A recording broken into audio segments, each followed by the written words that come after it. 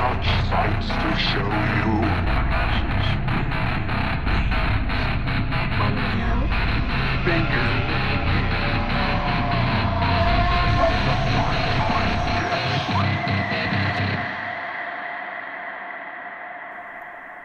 And good non-time zone specific time of day to everyone. We are back with the Daymares podcast with your favourite Axel Spencer and Adam Lewis. Favourites, that's a new one. Yeah, I mean, I don't know for people's favourites just yet. I hope, yeah. I hope someone likes us somewhere. But we're not here to talk about us. We're here to talk about horror. And today... Just before we get into this, I'm going to make an apology, because last week I said, so obviously you said hello, yeah, and to me it sounded like you were Scottish for that one brief period. I say last week, it was 2 weeks ago, wasn't it? Mm-hmm. So afterwards, when I was editing the podcast, I thought, Finland, Scotland, how close is Finland to Scotland? Turns out you're about 2,000 miles away from Scotland. Mm-hmm. And I was actually thinking about Iceland. Ah. So I was thinking, yeah, that makes sense. You're literally closer to Russia than you are to Scotland. Oh yeah, it's like right next to us. So I duly apologise to the 6 people in Finland. In behalf of the Finnish nation, we forgive you. It's all good. Now we get onto the pod. Yes, so we're talking about probably my favourite horror film. It's in like shared first place, and it's Ari Aster's Hereditary. And Adam, what happens in Hereditary?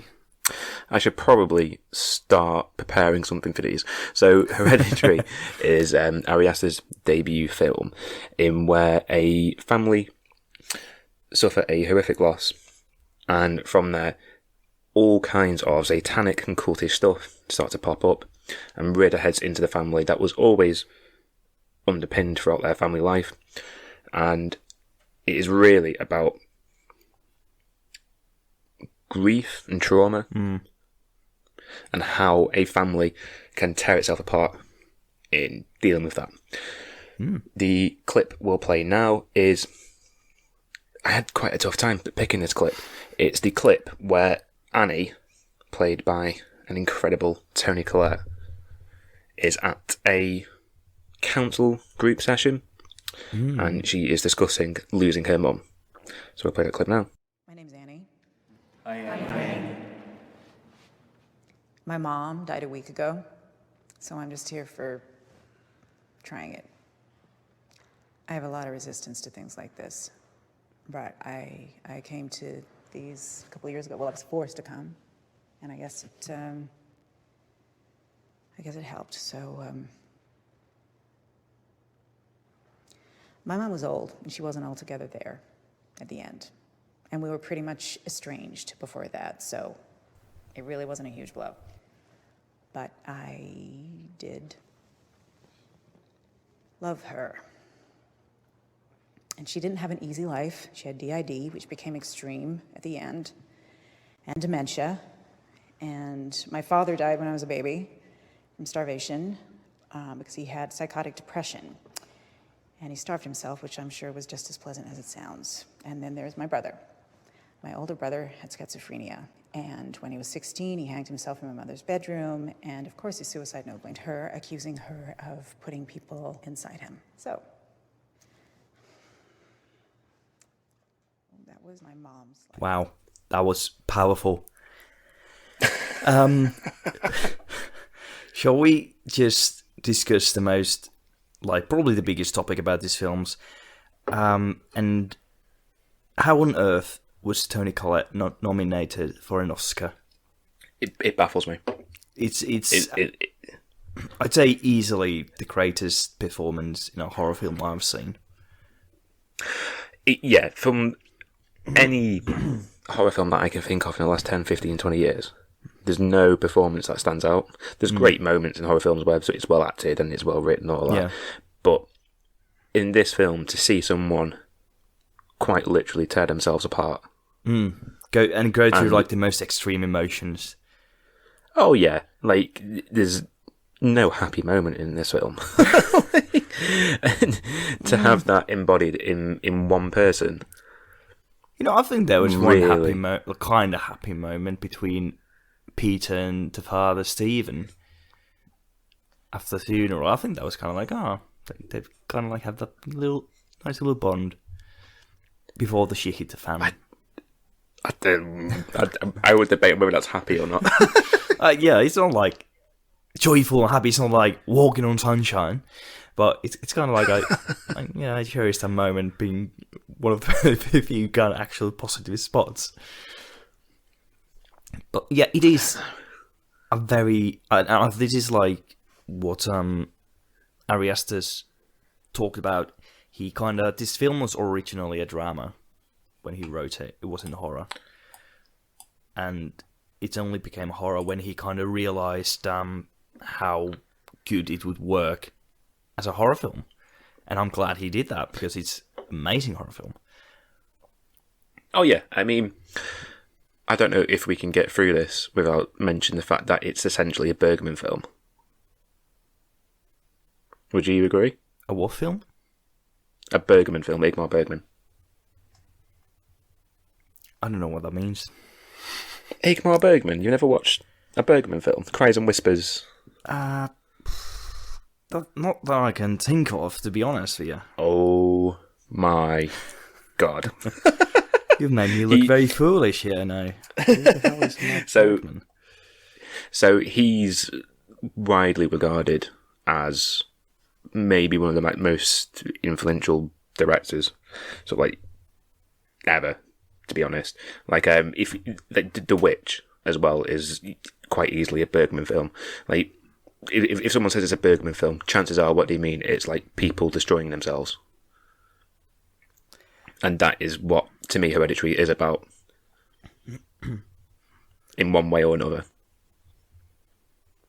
That you see, like I have a degree in film, like master's degree. I don't think I've never heard of Mark Bergman. Not Mark, not my Igmar. Igmar. Let me. Well, even then, I don't think I've heard of him. But I'll take your word for it. I really need to look that up. Yeah, so he was I can't believe this blows my mind. So he was Oh! So this typed it in the chat. For fuck's sake, dude. Ingmar Bergman. Yes. I thought you said like Mark Bergman. I was like so confused. Like Mark Bergman. Like how have I not heard of this like very influential person? It's like, oh my god. Yeah, I know Ingmar Bergman. Yes. Yeah, so he's done films like Cries and Whispers, Through Us Darkly, stuff like that. So do you understand what I'm saying now? When yes, I do. Yeah, that's like that's like this kind of brings a point to my big pet peeve as a Finnish person in field of movies, is how English people can't pronounce Swedish, which of course is not your fault, but like when people call, like I saw this video of someone talking about Midsommar, and they introduced the movie as Midsummer, or also known as Midsommar. Midsommar. I was like, yeah, a what? What is it? And also, I say this in full confidence as somebody who was in a relationship with a Swedish person for about a year. I can't speak a lick of Swedish. I can say hello in Swedish, and that's because it's fucking easy. Yeah, and that is it. I mean, it's almost the same in Finnish as well, pretty much. It's hello, isn't it? It's with an A in the middle rather than an E. Like in Finnish, it's like in Swedish you mean hey. In Finnish, it's just hey. Oh, I was more thinking like hello. It's like that's HALLO, isn't it? I mean, I'm asking a Finnish person what a word is in Swedish. I don't know how well. I've never really I use like if I speak in Swedish, I use Hesan is another one. Use not really hello. Oh, you can speak Swedish. I mean, I don't know how Swedish and Finnish translate into one another, because I know you share borders, but I don't know how they congeal into one another. It's our second language, and every Finnish person has to learn Swedish. So I speak a little bit Swedish. I'm not good at it. Oh, okay. Jag quite shit at it. But jag kan tala svenska, men min svenska är inte bra. But I'm fully with you right now. yeah. But like I said earlier, we're not here to talk about my Swedish. We're here to talk about Ari Aster and Inga Bergman. And like you said, like movie about people kind of destroying themselves. It's like such a spot-on description for this movie, and that's why I think it works so well as a like horror drama, which is surprisingly rare. Yeah, I mean, I would argue that it's more of a drama before it is a horror. There are moments where the horror creeps in, but for me, for the most part, this isn't a horror film. Well, it is a horror film. I mean, I can remember when it first came out, it was people going, "Is this really a horror film?" And then Ari Aster said it is unabashedly a horror film. Yeah, which I agree with. But for me, it's a family drama. Yeah, no. Then it's a horror film. I think the reason why they're discussing in this is because horror, for so many years, for a good reason, has had this very poor reputation as kind of schlock, as kind of like trash. Mainly probably because of the movies made in, well, first of all, in the 50s, there were a load of these kind of like very B-level horror films with horrible effects, and then in the 80s the slasher got really popular, and they were like mostly trash. And in the 90s and early noughties with the Scream copycats and whatever, it's like horror has rarely kind of had the kind of elevated position I feel it started to gain again recent years. I think like late 70s they kind of had that, and now again in like a renaissance of sorts, and now it's had like this resurgence of people going, no, horror films can actually do something. Yeah, absolutely. I think that's very much thanks to Ari Aster, for one. Like, he's like bringing the great family drama to horror is just wonderful, and I've yearned for it so much. And then like Jordan Peele, Robert Eggers, just doing fantastic work in elevating horror beyond the schlock into something that is smart, that is kind of like speaks about something and speaks to someone about, like, and not just like throwing blood on the camera. Yeah, I'd probably disagree slightly in when he said I don't think Hereditary has much to say. I just think it's more of a film of a family tearing itself apart more than having like a keen message towards it. Yeah, it's not like necessarily like this strong message, kind of like, let's stick together so we make a world a better place or something, but it's definitely kind of, how would I put it, delivering message of this grief and trauma. Of something in particular, yeah. Yeah, it's not like specific wording, but it's kind of like overall depiction, I guess you could say, that we haven't really seen about the subject matter in this level, in horror especially. Yeah, I mean, I can't think of many films that deal with grief in the way this does. I mean, there are some moments that are just very difficult to watch. Yeah. Like, in a way. So, because I'll be keen to... I'll get this onto a minute. But the first time... No, actually, I'll go into it now. So, the first time I watched this film, it was when it was released. And it was in the cinema. And I was fully prepared to all these reviews coming out saying it's the scariest film since blah. It's the new Exorcist. I remember hearing that. It was 5 stars out of 5, 10 out of 10. Yeah, best horror film to come out of America in a millennia. And I went in. 2 hours later, I walked out and thought, really? This is the next big horror film. I came out sort of quite disappointed, and I think that has to do with a lot of the marketing. Well, not the market, the hype around the film.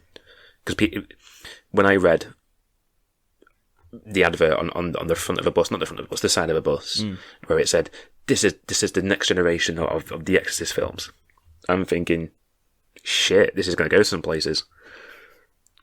And then I came out of that thinking, really? This is it? For me, I think... You go on. Go on. You can finish your... No, go on, because I will say something else, but I want to know your reaction to that. Yeah, I mean, for me, sadly I didn't see it in the cinema. It kind of like became more aware of it afterwards, after the cinema run, and a good friend of mine recommended it to me, who actually a person I'm making my latest horror short with, who's just... Little plug. Yeah, absolutely. Go watch it when it comes out. Who knows when it does. But he recommended this to me, and he was kind of like, how have you not seen it? I was like, okay, I'll watch it. Didn't know anything about it. I hadn't seen any of the marketing. I hadn't seen any of the hype. I knew it was a popular film, but that was about it pretty much. So when I saw it, it was amazing to me. The things it did, the things it made me feel, the anxiety, the terror, which haven't felt in a horror movie since maybe seeing, like, I don't know, the first Nightmare on Elm Street when I was on like 3rd or 4th grade, probably. So it was brilliant, and it did all of that with such a clean style, and it just like, I think that's the problem often with marketing. It's kind of like when you hype something to a level like you must see this, you set yourself these standards that are impossible. Because even if you compare it to something like Exorcist, which I only watched for the first time very recently, no judgment, please, and it's a very fine film, but of course, depending on the edit as well. It doesn't hold up, though, I think, nowadays. It's very much a film of its age, and that's very much because of its religious center. People aren't as religious anymore. The things that happen in the movie aren't new anymore. It's very old because it's all been done so many times since. Back then, exorcism wasn't a thing. People didn't do exorcisms, like, or talk about them really before The Exorcist. And I would disagree with that, but go on. At least not to the extent that they did afterwards, to my understanding. And so there's, like, I understand, like, if you've gone to all this marketing and all the hype and seeing the film, like, I can see it being a bit of a disappointment, but for me, it was a hell of an experience. Yeah, so I walked out of it just thinking, really, this is the next big horror film, the next big horror director that everyone's getting behind, and I didn't understand it. And I listened to a podcast, I can't remember what podcast is called, but do you know Mark Commode? The name rings a bell for sure. He's like one of like the big film critics in the UK, and he had like a similar opinion to me. He's like, I don't understand why this film's getting the backing it is. It's definitely not the next Exorcist. And then someone he got into debate with about it said, don't treat it as a horror film, treat it as a family drama. Which is why I was saying before, to me it's a family drama first, then a horror. The moment, so I think it got put on Amazon Prime on their like video demand. So I watched it again on that, and then afterwards I was like, oh no, this is brilliant. Like I completely understand why people are behind this, because for some reason, like, I don't think horror films are the best films to watch in cinemas nowadays, because you've always got someone's always going to be talking in a cinema, or someone's going to be rustling a bag of fucking Doritos 2 seats away from you. So I watched it in my own home with headsets on, no one disturbing me, and that had a bigger impact in terms of like the acting, like you said, the style in the film is incredible. Absolutely. And I think it just hit a lot harder than it did in the cinema for me. Yeah, and I think it's always kind of ill-fainted. Is that the phrase? Ill-fainted? I've not. Go on. Like, but kind of like ill-willed idea, I guess. I don't know, something like that. Like, bad idea to kind of say, like, this movie is the next this and this. It's like in any kind of medium. I think it's a very bad idea, because it only makes people think of, oh yeah, that movie that I love and loved as a kid, that I have very fond memories of. Yeah. So it's like, well, that's a very unfair position to put it in a film now. Because nostalgia is always more powerful than whatever is going on in present. Like, I don't think that's a problem with the film itself. I think that's a problem, like, because when I say marketing, I think it's mainly the people who were reviewing the film, and then whoever was the marketing person for A24 doing this. Yeah, but even went, then, okay, we'll grab that quote, we'll grab this quote, and we're done. Yeah. Like, even then, I really don't like reviewers going like, "Oh yeah, this is the next, this and this." Like, let it just be the first what it is.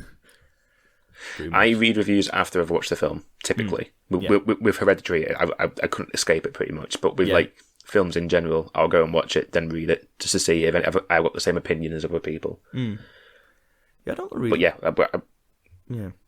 Go on. Yeah, I was just gonna say I don't really read reviews. Like, I watch video essays on them afterwards if they really kind of like hooked me off. If I know, like, one of the few people I actually follow on YouTube, they've made a video about it, then I'm like, all right, he talked about it, so I'm gonna go see what he thought of it, because sometimes they raise interesting points. But yeah, definitely, I do that as well. Yeah, but it's like, yeah, reviews. Not really into them. It's like if it was a person I can back, kind of like this, I kind of like hearing their opinion, then I might read the review. But if it's just like random person, it's kind of like, am I interested in? It's only an opinion in the end. Like, every review is only an opinion. There's no professional insight. It's just an opinion. Oh yeah, like I think for me, it's just one of those, like, I kind of want to know if I'm against or with the public discourse. Yeah. You want to know if you're like in or out. Yeah, pretty much. Like, I want to know whether if my opinion is the same as everybody else's, and then I can safely hide amongst that. Yeah. So is there like any movies you can think of right off the top of your head that you really liked, but like nobody else did? Like horror films. Oh, not horror films. So you're always you're like popular opinion on horror films. You like the good stuff. I would say I mean, don't get me wrong. I don't mind my schlocky horror films where you go, "Oh, this is a bit shit, but it's great." Yeah. Like in terms of, like, I can definitely think of a couple of other, like, non-horror films where I've gone, I really enjoyed this, and then I've read the reviews and people have gone, it's pretty shit, and I've gone, oh no. Yeah. Oh, yeah, there's definitely, like, outside of horror, many of those. Yeah. So one thing. So before, because we've kind of got like a new format now. 4 episodes in, we've got a new format. And that was something you told me to plug at the start of this episode, and I completely forgot. Professional. So, I mean, to be fair, I forgot about it as well. So what we're doing is, rather than sort of like going straight into the film and discussing every minutiae of it, we're going to be having like a little pre-discussion where we talk around the film about our general thoughts, and then we'll go head first into spoiler chats. And then I haven't got anything done for it yet, but I'm debating whether to put like a spoiler klaxon in there. I'm sure you'll find something. Yeah, no, I all the things I've got at the moment are just ear-piercing wails, and it's like not a good thing. But you can just have that from this movie. Like, spoilers. I'm going to use that instead. So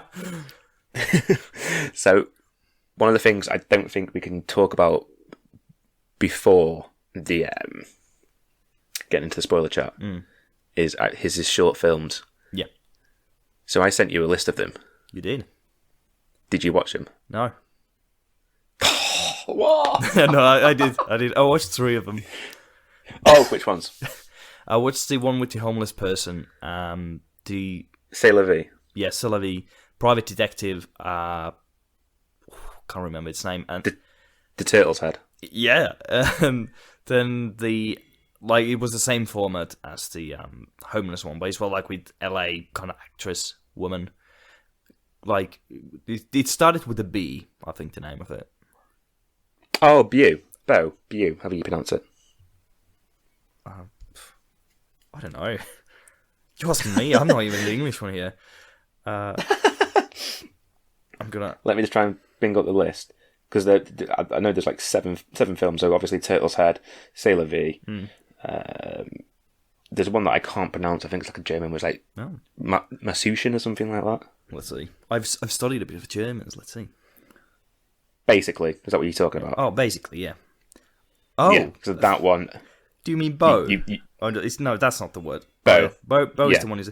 Oh yeah, Munchausen, I guess. Yeah. So, I want to talk about the Turtle's Head. Okay. Like, because Sailor V's pretty. It's very, very like 18-year-old studenty, fuck the system kind of film. Yeah. And it didn't really land with me, that one. Yeah, I didn't really care for it. It's like at first I was like, oh, this is pretty like a nice idea, but it didn't really go anywhere. Yeah, and I think that's the same thing with Basically as well. I think that was the same format, same thing, just different character. Yeah, it was one of those films where it was very what's the word? Melodramatic. Yeah. And I think he could do a melodrama. Like, I think he's been in discussions where he's either going to do a melodrama or like a fucked up comedy nightmare film. Yeah. But the Turtle's Head. Yeah, that was. Were you prepared for that? It was. I wasn't really expecting it. It was kind of like a bit of a curveball for sure. I didn't really care much for the film. It was. I mean, I respect the really weird idea that they went with, but apart from that, it was just kind of like not doing anything for me. So I love it. I was like suspecting that's like something you'd love. So like, I'm going to spoil it because I don't think most people really care about short films. So it's a film about a schlocky, like if I was to say like your 50s detective, but placed in modern day. Yeah, he's like a bit of a schmoozy, greasy guy, and who thinks he's a bit of a ladies' man. And then one day he finds out that his penis is shrinking, and he just starts having this meltdown because his penis is shrinking. I mean, if that performance didn't inspire Tony Collette, I don't know what did. Like the scene towards the end where he's like got himself in like a harness, like to stop it from shrinking. I mean, that was probably like at the point I was like, that was a bit elevated a bit for me. So like, okay, this is so stupid. It's kind of funny. Like when he said that his next film is going to be like a fucked up comedy nightmare. No, that's what the Turtlehead says. You think it's going to be a feature film version of Turtlehead? It's going to be a 4-hour version of the Turtlehead. Oh my god! But another thing as well, because I was reading some weeks ago saying that he's trying to get Joaquin Phoenix in his next film. Ooh. Some stuff was floating around about the title of the film, and it's called Beau is Not Afraid. So you think it might have something to do with the short film Beau? Yeah, and it's very, very. It feels like it was shot on a phone, but it's got a style to it. Like you can tell. Yeah. So essentially it's about a guy who's going to visit his mum, and whilst he's leaving his flat, he goes, "Oh, forgot my keys." No, excuse me, it's not his keys. He's forgotten like another suitcase. Goes back upstairs. And as he comes back downstairs to the front door, his front door keys have gone. So he starts having these like paranoia attacks about people trying to get into his flat, to kill him. And it's really bizarre. But it's also like, it's less than 5 minutes long. So when I say it's quite compelling to watch, I don't think many people are going to be sat like on the edge of the seats for 5 minutes, but it's got something to it where I think he could drag that out for 2 hours. And with someone like Joaquin Phoenix, oh yeah, that to me, like playing a paranoid man who's obsessed with his mum. I mean, to me, that's just Joker, innit? Pardon? That's just Joker, innit? Joaquin Phoenix. No. Being kind of paranoid and yeah. obsessed with his mum. Sounds like Joker. It's... I wouldn't go as far as like the Joker. But if he can do something with that, I think he could be onto a winner there. Yeah, I think he can like stretch it out. It's like makes me think of something like, well, not exactly like Memento, but something like that where like stuff just starts happening and things get out of control. Oh yeah, I mean, Memento, like the Nolan film you want about. Yeah. Yeah, so I mean that's like, it's obviously a very good film. But yeah, was that one a short film and then turned into a? I can't remember. Yeah, me neither. I don't think. Like I know he made some short films. I think he made a noir short film for sure, but I'm not sure if it was like Memento-esque. Yeah, because before Memento, he did one called Following, which was like an hour and 10 minutes. Yeah. But going back to Ari Aster, watch The Strange Thing About the Johnsons. Right. I'm not going to tell you anything about it. Just watch it and then tell me what your thoughts are. I'll do that. You can. I'll do an essay. What it was about. You can just put something out on Twitter going, "What the fuck." Yeah, one day I'm just gonna like post a tweet with like, "What the fuck," and you'll know. I watched it. Yeah, I will definitely know. So we go into the spoiler chat now. Yeah. So cue the klaxon. Wow, Adam, you found a beautiful klaxon for that. That's amazing. Like with what I've got in my head, like spoilers. Like it's not been made yet. Oh, it's beautiful. But okay, so the big thing about this movie. So if you haven't seen it, I highly recommend seeing it. It's like the one film that I've seen. I was so happy I didn't kind of like know anything about because it's so shocking what happens in it. It's like the most anxiety-inducing 5 to 10 minutes I've ever seen in any film, in a good way. If you suffer badly from anxiety, maybe not then. But other than that, it's just such an amazing sequence. It's, I'd say, for me, probably one of the greatest horror sequences of all time, in all its simplicity. So, by the sounds of it, you're talking about the scene where, I can't remember the actress's name, where the sister's head gets taken off. Millie Shapiro. Millie Shapiro. Yeah. So that's the scene you're talking about. I was talking about the seance. Oh, really? No, I was talking about the decapitation. Because, to be fair, that seance scene was originally going to be the clip, and then I was watching it thinking, this doesn't make sense if you can't see what's going on. Yeah, it's very. I think the scene you chose is very good. That's a very good scene, kind of opening up the themes of the film. But so the big spoiler scene we're talking about is basically the character of Alex Wolff. He plays Peter, so he has to take his sister, played by Millie Shapiro, to this party. Just because their mom thinks it's like school party, but actually it's like weed, alcohol. A party. Yeah.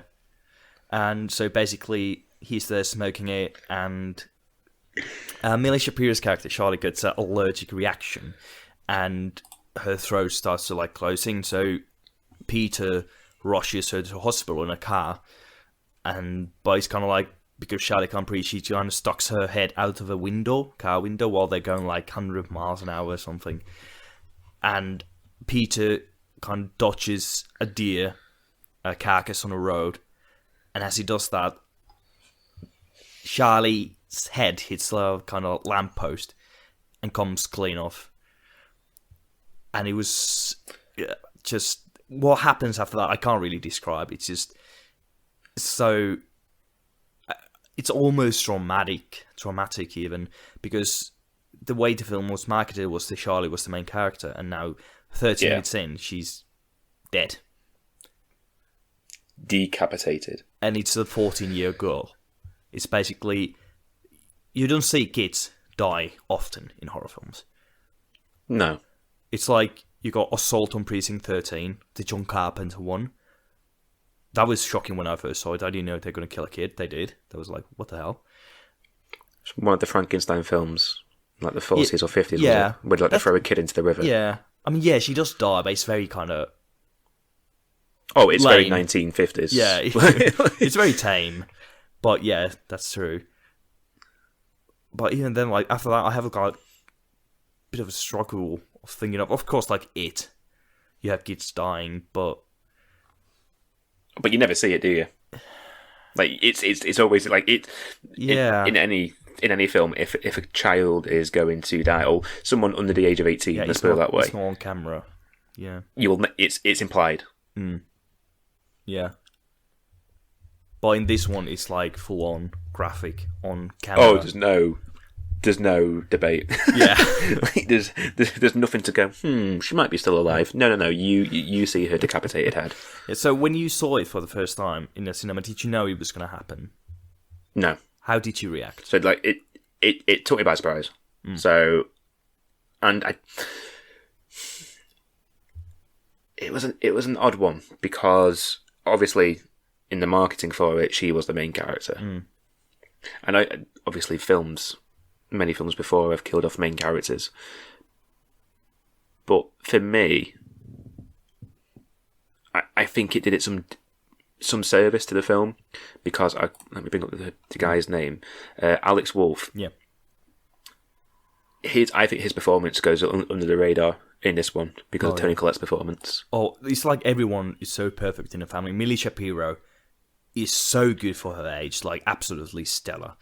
And then you have the father, the Stephen, whose real name, I'm not looking up anything, I'm just Gabriel Byrne. Yeah. Is like, his performance is so kind of like leveled compared to everyone else, but it's so good, so nuanced. It's beautiful. Yeah, I mean, it's the same with everyone. Like, he's obviously the person who doesn't want to. He's trying to stop people from falling into despair and single-handedly failing. But that scene where Charlie's head comes off, I'm trying to say that in like the most respectable way. Yeah. When he's sat behind the wheel of the car, you can. It's such a simple way of it being shot, way of it being screened. But for me, for someone to be sat in that position, to go, right, okay, I'm the director of Hereditary. What I want you to do here, Alex Wolff, is to look into the distance with despair and emptiness into your face because you've just inadvertently killed your younger sister. Okay, action. Well, I think for him to go, okay, yeah, this is what I'm going to do. Yeah, but it's like, I don't know how he does it. Well, the fucked up thing is he was, because it's the cool thing to do nowadays. He was in character for the whole duration of the shooting, which was like 32 days, which is insane given what the character goes through. And even like, I believe after they wrapped filming, he had to go to therapy. Because it was... Really? Yeah.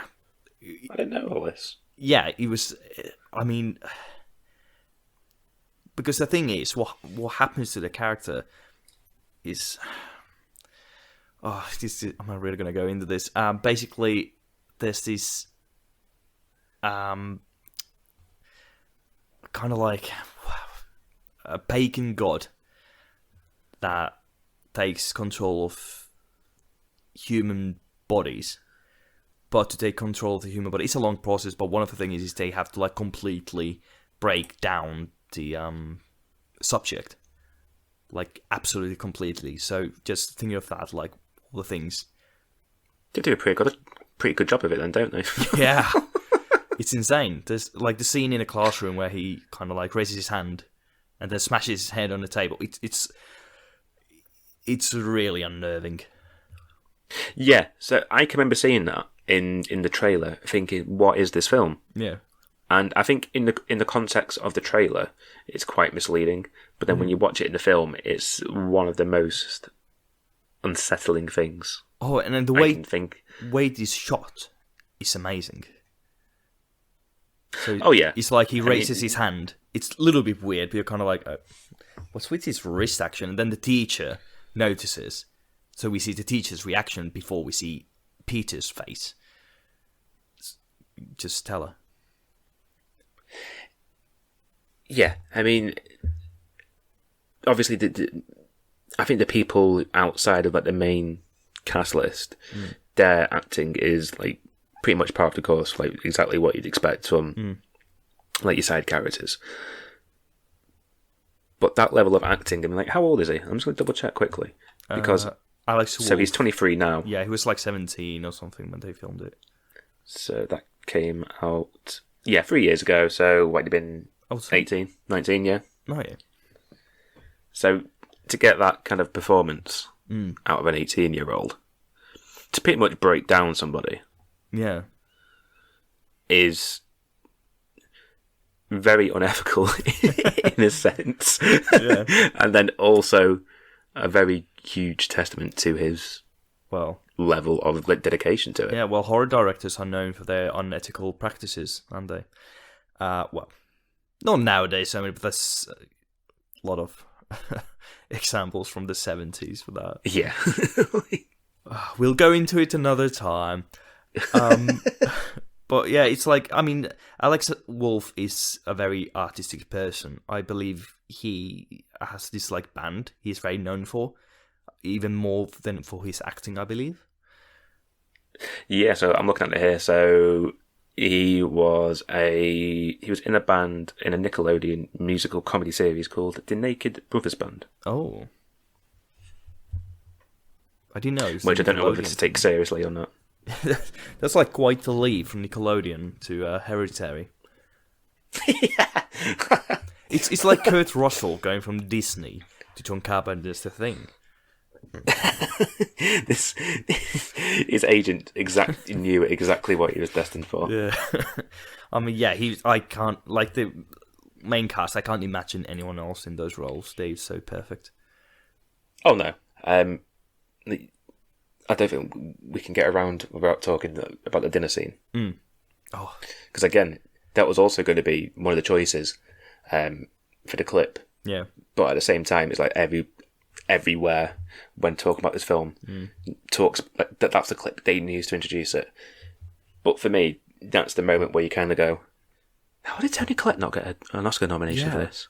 It's like would you say magnum opus? Am I using that phrase correctly, or just? Yeah, you are. Okay.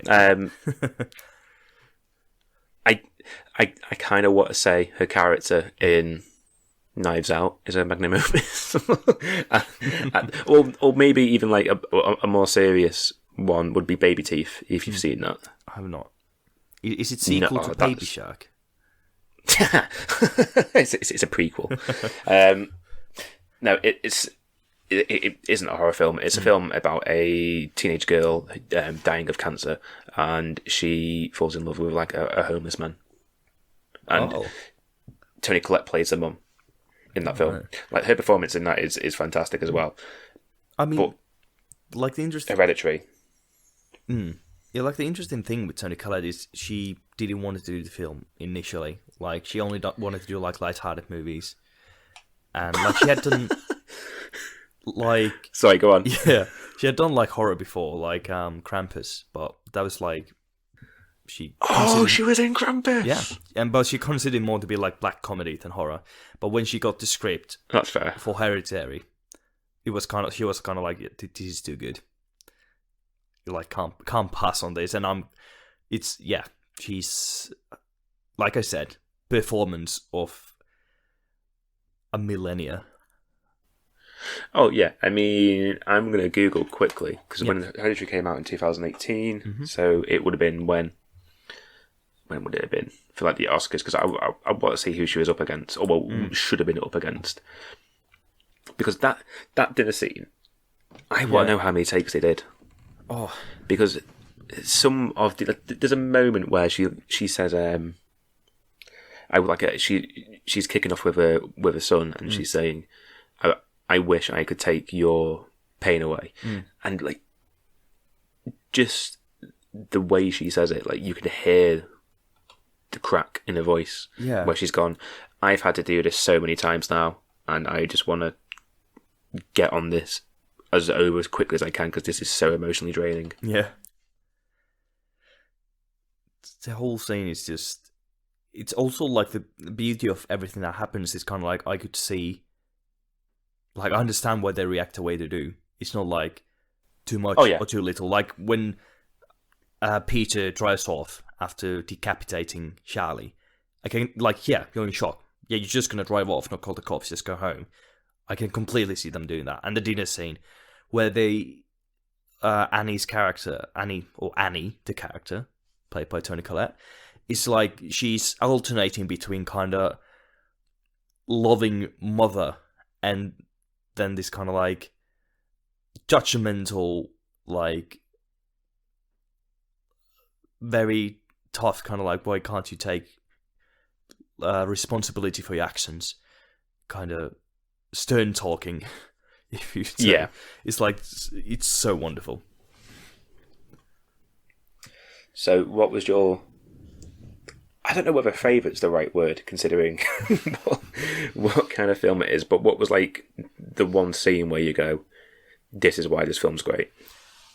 It's more like of course the decapitation scene, because I was kind of like, my back was right to the back of my couch when I saw that.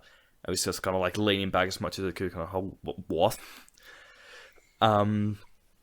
But then there's like this image that is just stuck in my head of when Peter escapes to the attic in the end, and then we hear the banging on the like hatch on a ceiling that he's standing on, and then we see the shot from the other side where Toni Collette is just, she's banging her head, kneeling down against the ceiling. If you can imagine that. That's one of the most terrifying shots in a horror film I've seen. Yeah, I mean, that entire end sequence, for me, is what makes... It's just like the full stop. Like, yeah. I know it's kind of like a silly thing to say considering it is the ending to the film, but it's kind of one of those moments where like you can tell...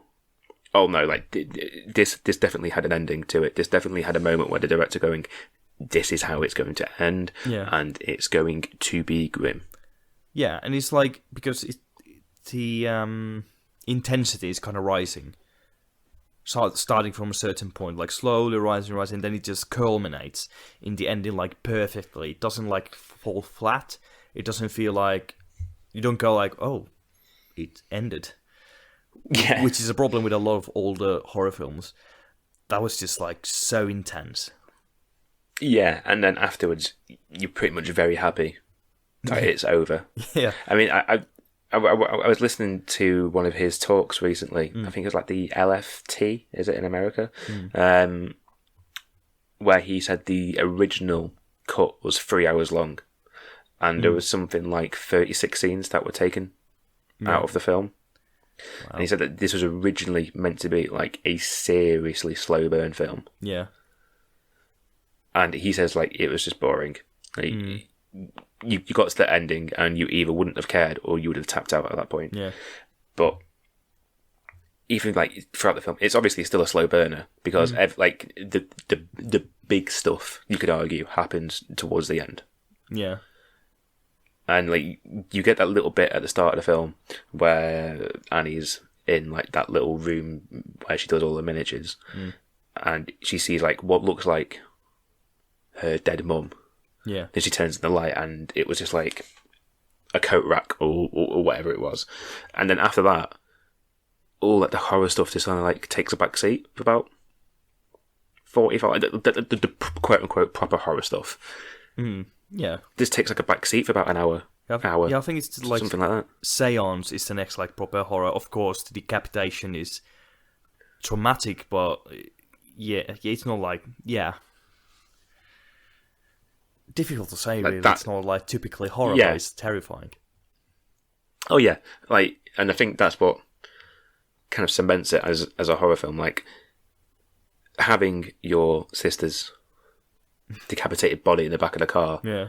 I would imagine to be quite a terrifying experience. Yeah. So it's just one of those films where you go, it's like you said, it leaves you with this ball of anxiety in your stomach. Mm. Like the way the film starts as well is an interesting one. I have not seen that in a film in a long, like, even ever. Now that I'm thinking about it, where it starts with like a eulogy, Yeah. like a written eulogy. Yeah, I can't I think have of... never seen that before. Yeah, it's really cool. And also, I must ask you, there might be an obvious answer to this, but I just want to ask you anyway. Do you consider this to be more psychological horror or supernatural horror? I'd say more cultish.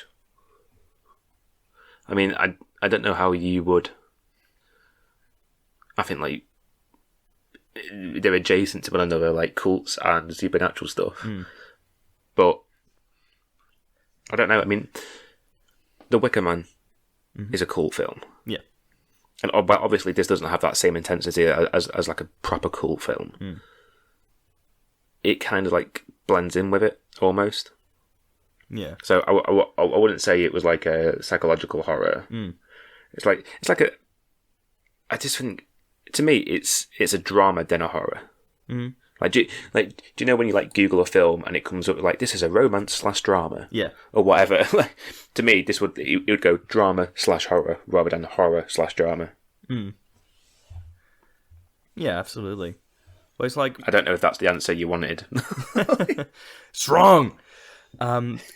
But yeah, it's like why I'm asking this is because when I rewatched it a few days ago, I noticed that until like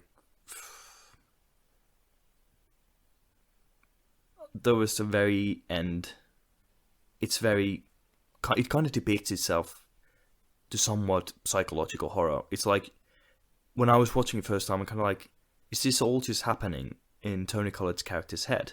Because her family has these mental illnesses, like Annie's brother has schizophrenia. Her mother had, was it dissociate disorder or something? Something to that effect. Yeah. So do you think this is all happening in her head? Well, that's the thing is, that's what I was thinking initially, kind of like watching it for the first time. Of course, I think it is absolutely supernatural. There's the cold and everything. It's very clear. There's no question about it, given all the little trinkets that Ari Aster throws our way. But the way it depicts the whole thing, I thought, for most part, I was questioning that for very late on. Like when she throws the book into the fire pit towards the end, when Steve, I don't know if Steve or Steven, Steve, sets Steve. aflame. I thought that was like, okay, like what actually would have happened in the situation. She's like setting him on fire, because let's admit there's a precedent for her character in doing that. So I was thinking like, it's not like supernatural. That sequence to me is in supernatural. That's psychological to me. But the way the film kind of wraps up is supernatural. But I love there's kind of this room for actually, like, I'm not actually sure. Yeah, I know. Like, I wouldn't say it's all happening in her head. Yeah. I mean, like, just to sort of like speak specifically about that scene where she burns the book and then the husband gets set on fire. That's one of the most like iconic moments in the film. But at the same time, watching that, for me, it takes me out of it a little, because it's the one moment in the film where you go, "Oh, this is shot on a film set," because you can quite obviously tell like the distance between the characters and where the camera is. Yeah. Or not even the camera, just the way it's framed. You can quite obviously tell that it's shot on like a soundstage. So did you not get that feeling from anywhere else in the film that it was shot on a stage? No, I mean, don't get me wrong. I mean, obviously, there are moments where you go, "Oh, well, this was done on a stage because there was no other way to do it on a stage." Yeah. But that, to me, that one particular moment just went, oh, this is definitely a stage. Like I know that the opening shot of the being in Annie's room, and then it pans to like the miniature model of their house, and then it pans into Peter's room, and then it cuts open, and it's like, okay, no, this is actually, it transitions into his actual room. Yeah. To me, like, yes, obviously that bit is a stage, but in the context of the shot, it doesn't like it matter. works. Yeah, it just doesn't matter because it works, because you know that moment you see there is technically not a part of the room that it's in. So yes, obviously that moment to me, you go, well, that's a stage, but in the context of it's fine. Yeah. Like, it's, if that makes any sense. So do you know how much of the film was actually shot on the set? It's pretty much all the interiors, isn't it? It's yeah. And because I can remember reading somewhere saying like they were shooting bits while other parts of the set were being built. Yeah. So, do you know why certain scenes, especially those at the end, were shot in a way that looked like they were shot on a stage? Oh yeah, I mean, it's obviously just like a very practical reason, isn't it? Like, yeah, I'm not talking saying like practical. I'm talking like storytelling wise. What do you mean? I'm not sure I'm following you here. So yeah, basically, I noticed, especially those at the end. Like, obviously, they're doing this throughout the all interiors, but at the end, they are shot in a way like they are inside a miniature, because they are constantly being observed by the cold. So whereas like Annie is constantly looking at her miniatures and the world they are in, they are basically being watched by the cold, like they are in a miniature, like it's just an open wall. Oh, okay. That's pretty much. I never got that. I mean, that was very, like, when I realized that, I was kind of like thinking back to it. I was like, holy shit, that's actually makes a lot of sense. Like, there's a lot of scenes where you see, like, there's one shot from outside their house at night. I think it's of Peter doing something in a window or something, and then you see a character. Oh yeah, he's smoking weed on a window. And then there's this character on like left corner of the frame outside, and just you can see the breath of them coming out. And there's just I don't think I noticed that. Yeah, because I know there were moments where like because I'll have to rewatch it because I know the moments in the end where you see people from the cult. Yeah, if you pay attention, you can see them out throughout the film. Yeah. Like the person who does the seance, she's in the first group counselling meeting in the film. Yeah, it's like I know there were moments like that, but I never got the feeling that, especially the ending, that was the moment where the people, like, it was people being watched. Yeah. I wouldn't. Now that you've said it, I can kind of relate it into my head, but I wouldn't have got that moment from the part where Stephen is burnt alive. Yeah, I wouldn't have associated it with that. Yeah, I didn't really realise that when I first time watched it, but like second time, I had become aware of this thing. I think I read it somewhere, and then I was instantly like, oh yeah, actually, makes a lot of sense. So when I watched the second time, I noticed, like, when we came to the scene where she's looking to burn the book, and we like completely on like side profile, I was like, oh, this like very miniature-esque angle at the moment, which I think kind of like probably goes into the like closer they get to the how would you say it, the transferring of the payment's essence. Yeah, the more there is this kind of like voyeuristic miniature point of view. I have to go back and watch it then. Absolutely. Because I never sort of like sussed that from the ending. I mean, like I said, like even now that you said it, I still wouldn't have that. Well, thinking about it now, I wouldn't have that point of view about that scene where Stephen gets burnt. Yeah, because I think it's like subtle enough. It's not so like it's not like a nail on your head. It's just like quite subtle, and there's a lot of subtleties in this film. It's like I think it's definitely a movie that you can get a lot out of watching it for a second time.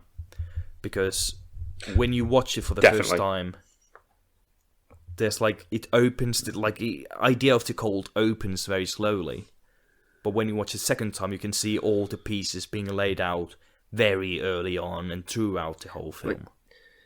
There were people in the funeral at the start of the film who were there at the end of the film. Yeah. It's just like, and it's like, oh shit, this is Yeah, like that. like I know, just like little breadcrumbs throughout the film. Yeah, it's beautiful. I love that in films.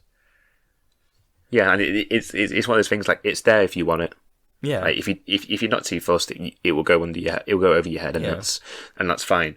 But if you're someone like I guess like we are, we'll probably rewatch films to the point where we're sick of them, and then you'll notice like little nuances each and every time. yeah, And I would also, I mean, again, if someone's listening to this where they haven't seen the film, go in with the idea of it being a drama and not a horror. yeah. That's what I would do. And that's certainly the mindset I would tell myself 3 years ago. I mean, yeah, that's very interesting because I very much enjoyed just as a horror. Like, of course, I see it as much as a drama, but going in, think of it as a horror, I enjoyed it massively. But it's just kind of a preference thing, and it's like every like people have such different kind of like reactions and approaches to this film, which I think is just how would you say it? Goes to show just how brilliant it is. Yeah, I mean, it made me want to watch his career, if that makes any sense. Yeah. It made me go, right, okay, what's he doing next? And then, what was it, less than a year later, he had Midsommar come out. Yeah. Come on, say properly. And now- Midsommar. I don't think I can get that role at the end.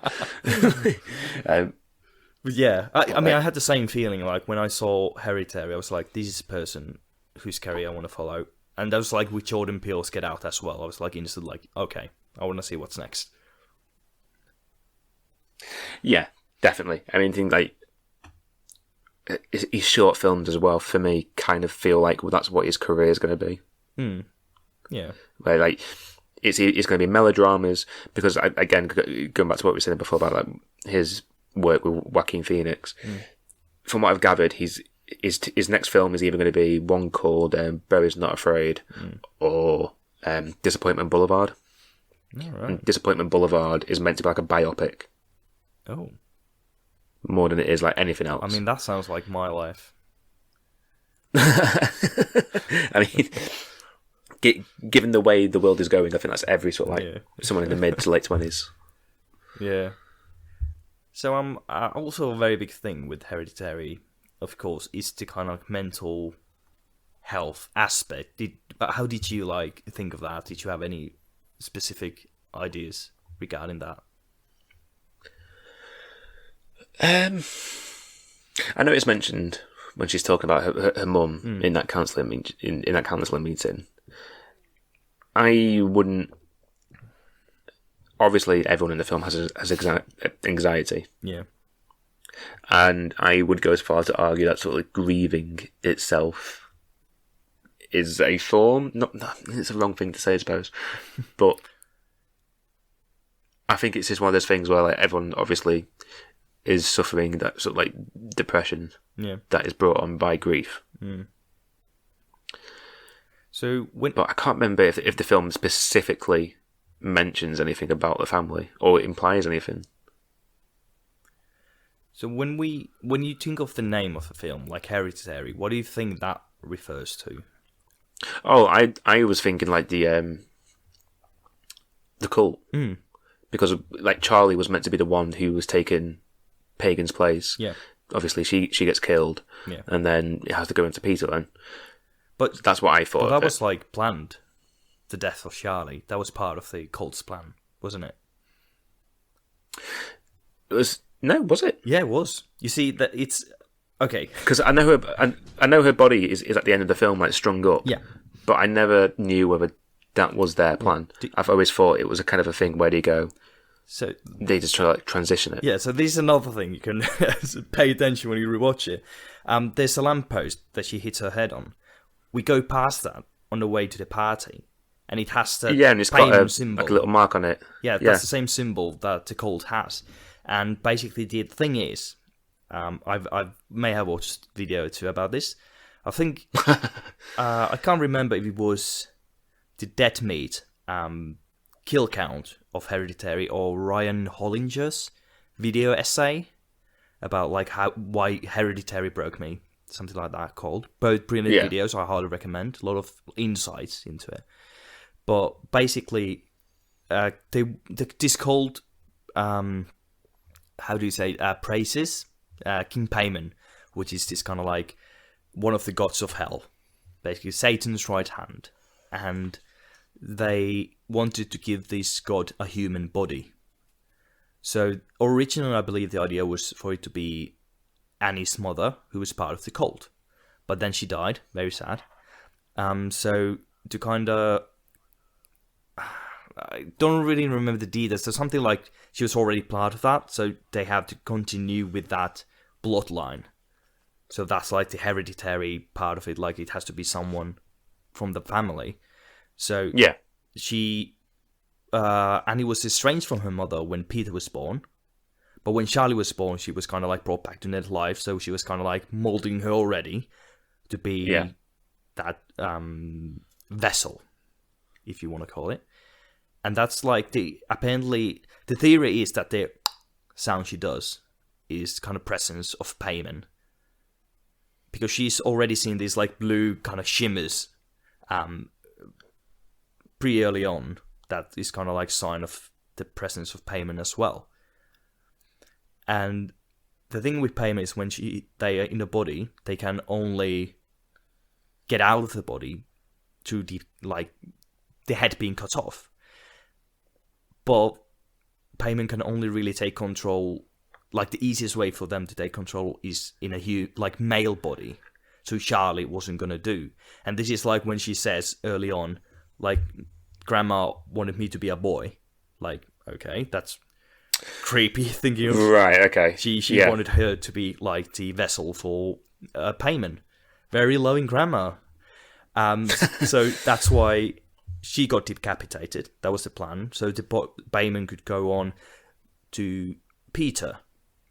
But for some reason it went to Annie, so she decapitates herself in the end when Peter jumps out the window, and that's like when he's completely broken down, which is when Payman can really take control.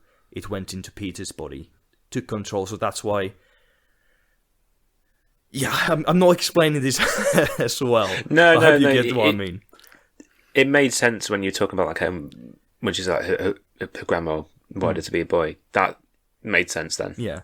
And it's like another one of those like little breadcrumbs Ari Aster left very early on that only opens up.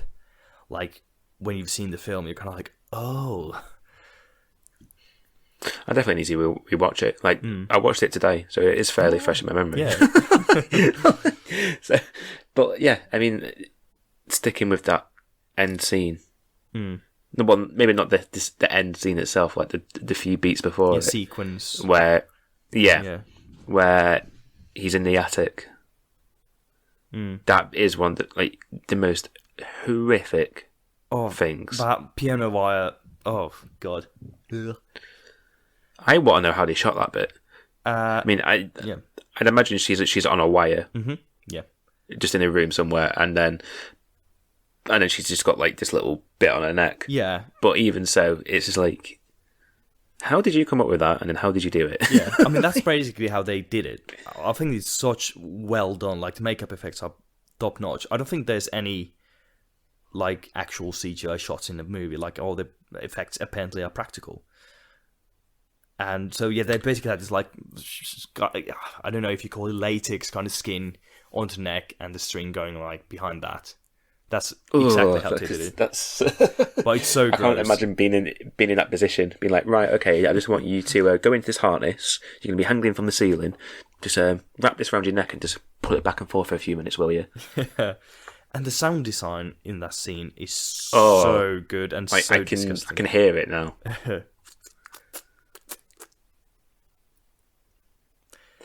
But even just that entire sequence, it's such a it feels like an out of body experience. Yeah. It's like how he wakes up from his dream or nightmare or whatever, or daymare. Oh, nice one. Did that clock a little bit late? You can edit it to be closer to get that. No, I'm keeping that in. It was so shit. It needs to stay in. You can just edit to round of applause to go after your comment. Around the screams. There we go. But yeah, like he's obviously asleep and he wakes up and you just get it's such a bizarre thing to say, but it's like throughout the entire film you can feel how evil it is. Yeah. And then that ending, you just know like something bad's going to happen in a minute, and next thing you know, you see Toni Collette swimming across the ceiling. Yeah, I mean, the most amazing thing about the ending is Ari Aster's perfect. I don't use the word lightly, but it's pretty perfect use of shadows. Like you see Toni Collette in so many shots just in the shadow. It's kind of like if you may miss it like easily. Especially if it's a little bit too dark to TV or anything, you're not gonna miss it. But like if it's just right, you can see her there. It's so creepy. Yeah, I mean that shot where she's hanging from like in the corner of a ceiling like Spider-Man. It's the only way I could describe it. Is where that just freaks me out. Absolutely, yeah. Like that entire moment, like I can remember like listening to someone who reviewed the film for like BBC 4, I think it was. They were saying like for that entire moment they were holding their breath, and to me it's like yeah, I get that. Yeah, like, I was just watching the film going, when's this gonna end? When's this gonna end? Oh shit, this is gonna end now. And then just that moment when he gets to the attic and he just sees those three people there, like, yeah, all right, we're a cult. You're going to die in a few minutes. That is just horrific. It's like you're saying, like his use of shadows in that moment where you don't properly see them. Yeah.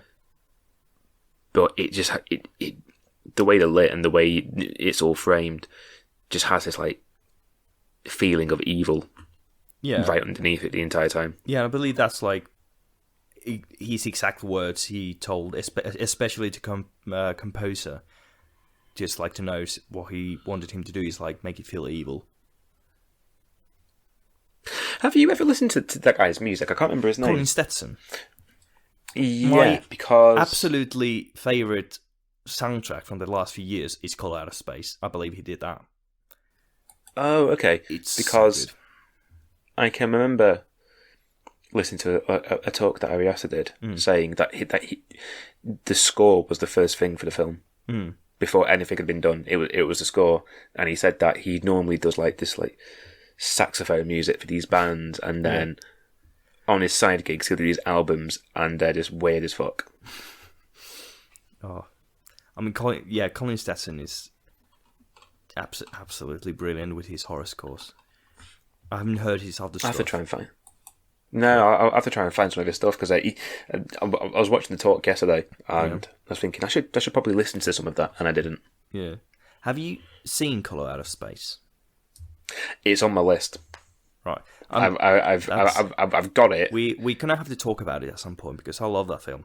But disclaimer: Richard Stanley is a bit of a cunt, but that's just the movie, the work other people put into it. Colin Stetson's soundtrack.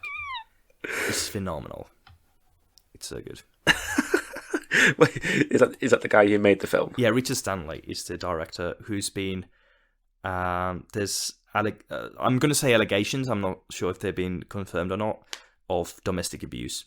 So. Oh, okay, fair enough. I mean, I've just googled him. Yeah. He looks like the kind of guy who would do that. Yeah, he basically did a film called Hardware in 1990, I believe. And after that, he didn't do any feature films until Color Out of Space. And yeah, he's basically there's been like domestic abuse allegations, and he got not suspended. Like his contract was kind of terminated by Spectravision. They were supposed to do like 2 more Lovecraftian adaptations, But yeah, that's done now, and yeah, it's a bit of a dick. Yeah, I'm just reading something on it now, and it's not pleasant by the sounds of things. Yeah. So, yeah, but like you said, it sounds like a bit of a cunt. Yeah, but the movie itself is wonderful for all other people's contributions. Like the acting is brilliant, and lighting, and yeah, there's a lot to like about it, and I definitely want to talk about it at some point, but disclaimer, yeah, we just handle it. Someone gave me the film.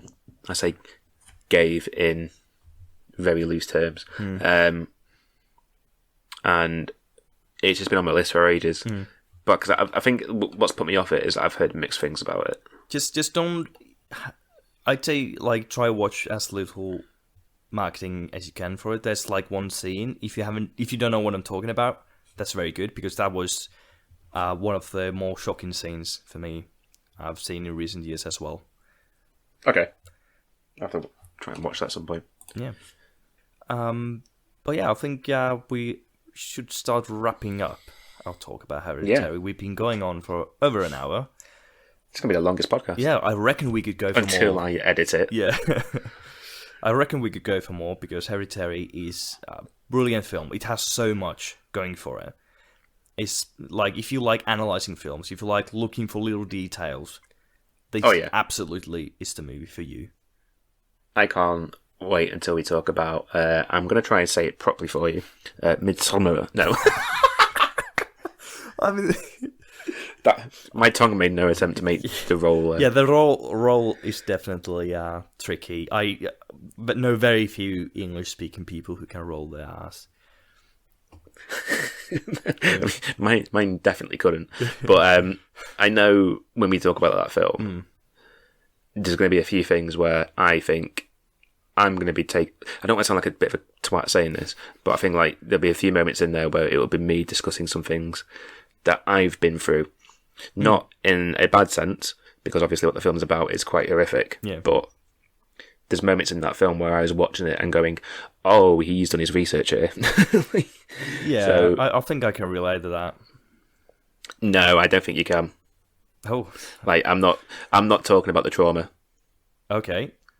Well, I'm talking about something completely different. I'll relate it to that film in a different way then. Yeah. But yeah, I can definitely sort of relate it into that way. But there's some things in that film where I was watching it and going, "Oh, he's actually done this before." Like, it's not a bad thing before I say anything, but I'll whenever we get around to it. Yeah, one of these days. So, how many Tony Collette Oscar nominations out of 10 do you give this?